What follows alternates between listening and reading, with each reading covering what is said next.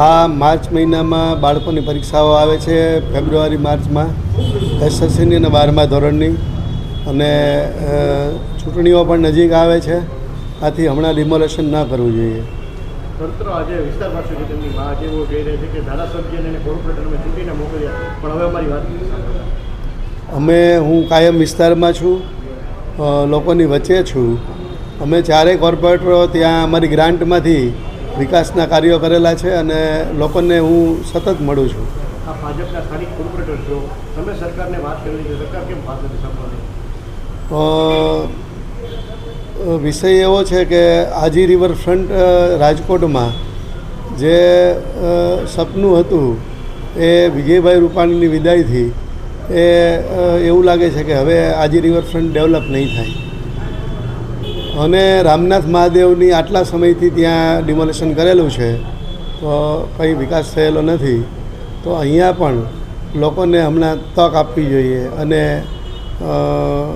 એમના બાળકોની પરીક્ષા પૂરી થઈ જાય 10મા ધોરણની અને 12મા ધોરણની, ત્યારે પછી એ હાથમાં લેવું જોઈએ. ગરીબ લોકો એવું કહે છે કે અમારી છત છીનવાઈ છે, સાહેબ એમને કોઈ વૈકલ્પિક જગ્યા નથી આપી, બધા વેરાઓ લઈ લીધા છે સરકારે અને હવે છત છીનવે છે.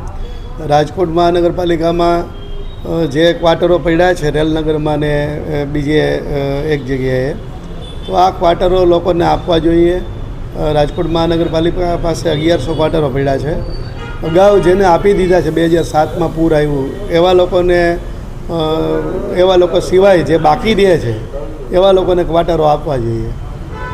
શું લાગે છે, ડિમોલેશન થશે કે નહીં થાય? ગરીબ લોકોની છત છીનવાશે?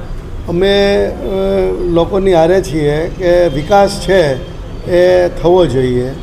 તો આજી રિવરફ્રન્ટ અને ટીપીના રોડ એ સિવાયના જે લોકોને નોટિસો આપી છે, નાડોદાનગરની ઉપરની શેરીઓ જે પૂજા પાર્કની પાછળ આવે નાડોદાનગર, પછી સૂર્યોદય સોસાયટી, સાગર સોસાયટી 9-10 અને ન્યૂ કેદાર 9-10, આ વિસ્તાર તો નથી ગાર્ડનના રિઝર્વેશનમાં, સ્કૂલ ગ્રાઉન્ડના રિઝર્વેશનમાં, નથી આવાસ ક્વાર્ટર બનાવવાના રિઝર્વેશનમાં. તો એમાં લોકોને ન્યાય આપી અને એ લોકોને ના છત છીનવવી જોઈએ. મારું નામ પ્રભાબેન પરમાર છે. પ્રભાબેન, તમે આ વિસ્તારમાં કેટલા સમયથી રહો છો ને હવે તમને ડિમોલેશનની નોટિસ પાઠવી છે, કેટલું દુઃખ થાય છે? સરકાર નથી માનતી તમારું વાત? મારું દુઃખ હું એમ કહું છું કે સરકાર એમ કહે છે કે બેટી બચાવો. આજ મારી ઘીરે 10 દીકરીઓ છે, કેટલી જોવા આવો 10 દીકરીઓ મારી ઘીરે છે, 6 દીકરીઓ ભણે છે. તો હું 6 દીકરીને ક્યાં હું ભણાવીશ, ક્યાં હું એને લઈ જઈશ? કે મને આશરો નથી, તો અમે એમ કહી છે કે અમને થોડોક સહારો આપો, સહાય આપો. જો તમને અમને આપી હોય તો અમને બધાને મારી નાખો. અમે 18 જણા છે. તમે આ વિસ્તારમાં રહો છો? 40 વર્ષથી રહીશી અમે. 40 વર્ષથી અમે રહીશી સાહેબ. પણ અમને એમ ન કીધું કે તમે અહીં તમારે વહેલા મોડું પડશે, તમે કઈ આધાર ન કરતા. એમ અમને અંધારામાં રાખ્યા અને અત્યારે કુવામાં ઉતારીને વરત વાગ્યા છે. અમને દંડીમાં ડૂબાડ્યા છે. તેથી અમને ડૂબા દીધા હોત ને તો સારું હતું.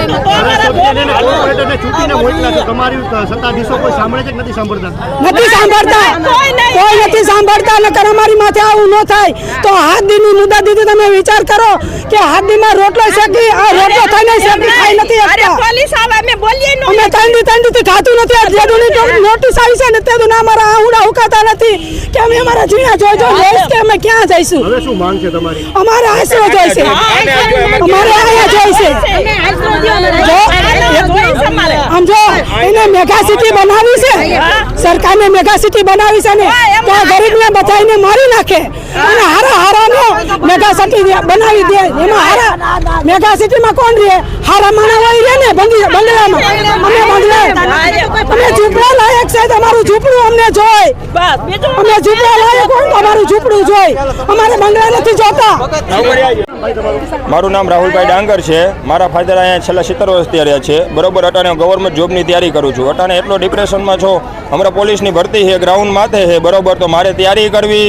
મારા ઘરના પ્રેગ્નેન્ટ છે. 31 તારીખે ડૉક્ટરનો ટાઈમ આપ્યો છે ડિલિવરીનો. બરોબર, તો હું ડિલિવરીના કામે રહું. મારી જોબની હું પ્રેક્ટિસ કરું કે હું મારા ફાધર પેરેલિસિસ છે ને હું ફેરાવું. મને કોઈ ભારે મકાન દેવા તૈયાર નથી.